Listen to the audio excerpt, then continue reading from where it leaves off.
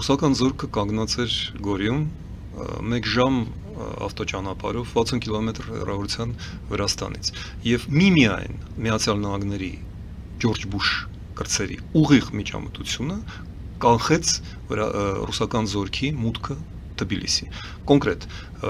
Պոտի մտավ ամերիկյան ռազմանավ Սևծովով, իսկ Թբիլիսի օդանավակայում վայրէջք կատարեցին Միացյալ Նահանգների ռազմական օդանավերը։ Ես վստահ չեմ, որ մեր հանդիսատեսները դա գիտեն, բայց վրացիները դա շատ լավ գիտեն։ Միայն դա կանգնեցրեց Ռուսաստանի 1 ժամանոց մնացած օպերացիան։ Հա, պաստորեն պատերազմը ավարտվելու էր Թբիլիսիում եւ ամեն ինչ գլուծվեր այդ։ Այսինքն անձամբ Սաակաշվիլին էլ եւ Վրաստանի անկախությունը հարաբերական փրկեցին էլի ամերիկացիները։ Այո, նրանք ուշացան, բայց իրենք կանգնացրեցին ռուսներին։ Աբխազիան եւ Օսետիան, որոնք իմիջիայլոց դեռ Շևարնաձի ժամանակ արդեն Վրաստանի եթարկության տակ չէին, Աջարյան միայն կարողացավ Սաակաշվիլին ազատել, չէ՞։ Չմոռանանք, ռուսները մտան Վրաստանի տարածք եւ ամերիկացիների միջամտության պատճառով հետ գնացին, դուրս եկան Վրաստանի տարածքից։ Միայն Օսետիան եւ Աբխազիան մնացին։ Դե Բաթումը հիշում եք Թուրքիայի եւ Բաթումի փոխհարաբերությունները։ Այո։ Դա չեմ կարծում, որ Ռուսաստանը Թուրքիայի հետ ընդհարվելով Բաթումը կվերցներ, Աջարյան կվերցներ։ Այնուամենայնիվ Աջարյան մնաց Վրաստանի։ Դե սա մեկ։ Թուրքիայի գործոնը պարզապես հիշեցրեցին։ Թուրքիան առանց Միացյալ Նահանգների մատին չէր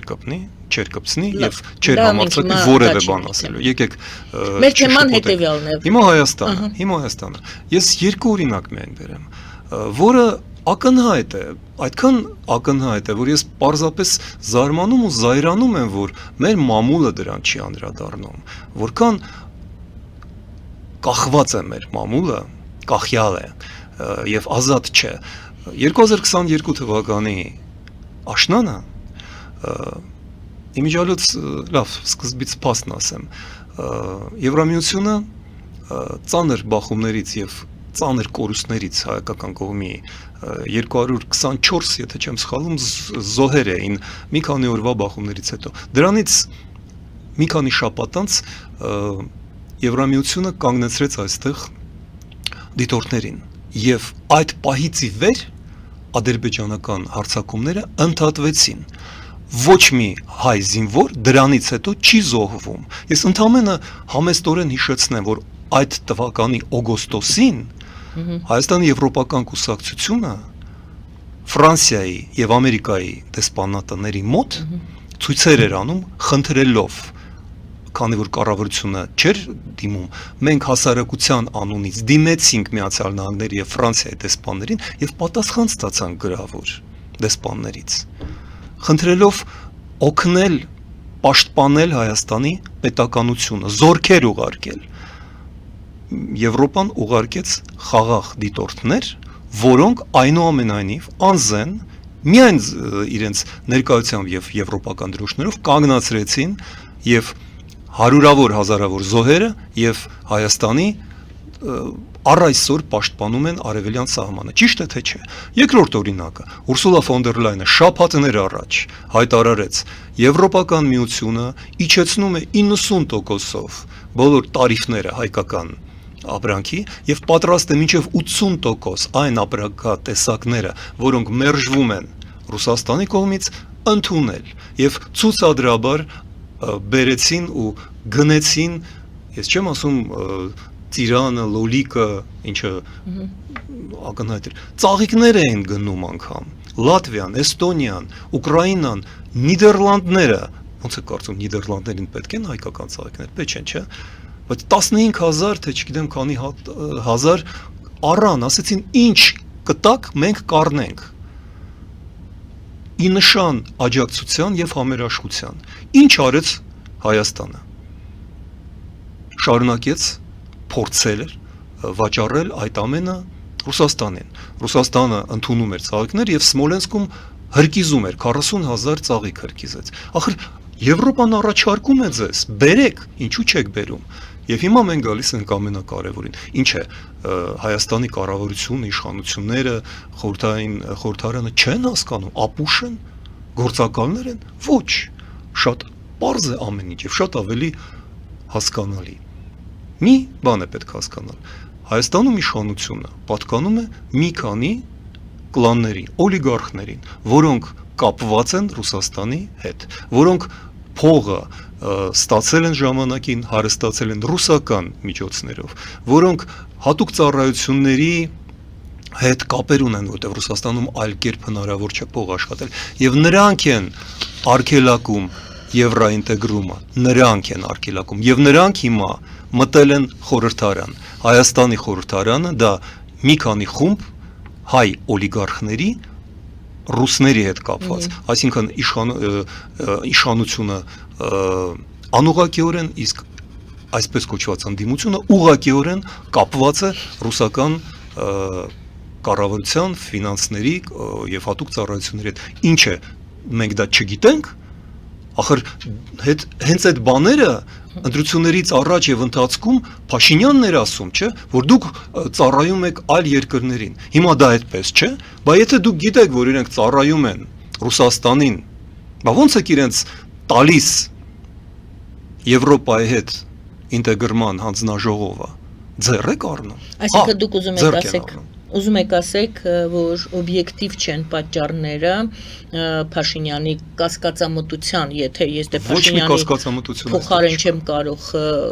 այդ զգացմունքներ ասել, կասկածամտությունը դա գնահատական է, զգացմունքային է, համենայն դեպս այդ խոսքը կասկած առաջացրեց համենայն դեպս հասարակության շրջանակում։ Ես արդեն ասեցի, դուք պատասխանեցիք, ինքն իրեն դրեց կախվածության մեջ։ Դուք համարում եք դա սուբյեկտիվ գործոն, ոչ թե օբյեկտիվ գործոն։ Սուբյեկտիվ նկատի ունեմ կախվածություններ, բիզնեսի կախված, դուք ակնարկեցիք, որ բիզնեսներն են կապված Ռուսաստանի հետ, Փաշինյանը ինչ կապվածություն ունի Ռուսաստանի հետ ձեր կարծիքով։ Գիտեք, այդ ամենը ածանցիալ է եւ հետաքրքիր էլ չէ։ Իմաստը, լավ, հիմքը ասեք։ Հիմքը ասեցի, կախվածություն Ռուսաստան։ Ինչու, որ առումով է կախված։ Իշխանությունը եւ փողերը, ուրիշ հիմքեր աշխարհում չի եղել եւ չկա։ Գումարը եւ իշխանությունը։ Բայց դա կարելի է նկարագրել եւ զբաղվել ուժ բարձր, բայց դրանից հենց հիմա կախված է իմ երեխաների ու թոռների, ձեր երեխաների, մեր բոլորիս երեխաների ապագան, մեր երկիրն է դրանից կախված եւ կատարվում են սարսափելի սխալներ այն պահին, երբ որ արդեն հիմա դուք Եվրոպայի մասին, եթե թույլ տաք մի բան էլ ասեմ, մենք այնքան ժամանակ վատնեցինք, որ իրավիճակը արդեն այլ է։ Մեր վերջի տարիների ամենահզոր դաշնակիցը Մակրոնը, որը օրինակ եւ պատերազմի օրերին նա էր կանչել անվտանգության խորհրդի նիստ եւ պահանջում էր կանգնեցնել պատերազմը հոկտեմբերի 20-ին մոտավորապես եւ այդ ժամանակ սահմանը եւ շփման գիծը բոլորովին այլ էր։ Ռուսաստանը վետո դրեց, Չինաստանը վետո դրեց, Ամերիկան չեզոք դիրք եւ Մակրոնը մի քանի ամսից կորցնելու է իշխանությունը եւ գալու է ամենայն հավանականությամբ մենք տեսնում ենք ինչ է կատարում Ֆրանսիայում ազգային ճակատը Լեպենի կամ Բարդելայի ում են իրենք նշանակելու առաջի կամ երկրորդ դեմքը կարևոր չէ նույնը կատարում է Գերմանիայում Մերցի գլխավոր Ախոյանը հիմա տիկին Ալիս ինչպես է Alternative für Deutschland այլընտրանք Գերմանիայի համար Աչակողմյան եւ Ռուսաստանի հետ սերտ կապեր ունեցող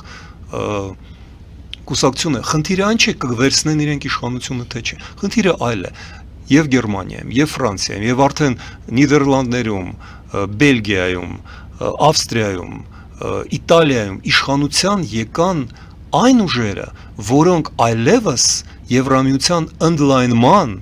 ջատագովները չեն Եվ եթե մենք ունեինք հրավերներ, սկսած 2015 թվականից, մինչև 2025 թվական եւ 26 թվականի մայիսին եղավ դրա գագաթնակետը, երբ որ 35 վարչապետ նախագահ հիմնականում Եվրոպայից եկան Հայաստան եւ Եվրախորհրդի նախագահ Անտոնիո Կոշտան ասեց Եվրոպայի սիրտը այսօր Երևանում է։ Բոլորը սպասում էին մեկ բան՝ հայտ Հայաստանի անդամակցության մասին Եվրամիությանը։ 2 օր անց եղավ հայտ, ինչպես եւ նախկինում, բոլորովին այլ ուղղությամբ, դեպի Ռուսաստան։ Սա է ողբերգությունը։ Այսինքն դուք համարում եք, որ այդ դուռը կամաց փակվում է։ Շատ արագ է փակվում, շատ արագ է փակվում այդ դուռը։ Եվ Մոլդովան եւ Ուկրաինան 27 թվականին կստանան գրեթե արդեն 100%-անոց անդամակցություն, Վրաստանը դեռևս պահպանել է սառեցված վիճակում անդամակցության տեխնացուի կարգավիճակը, որը արդեն հիմա տալիս է Վրաստանին ազատ տնտեսական գոտի եւ շենգենյան վիզաների ազատագրություն։ Դեռ չեն զրկել։ Չեն զրկել։ Հայաստանը հայտ էլ չի ներկայացրել։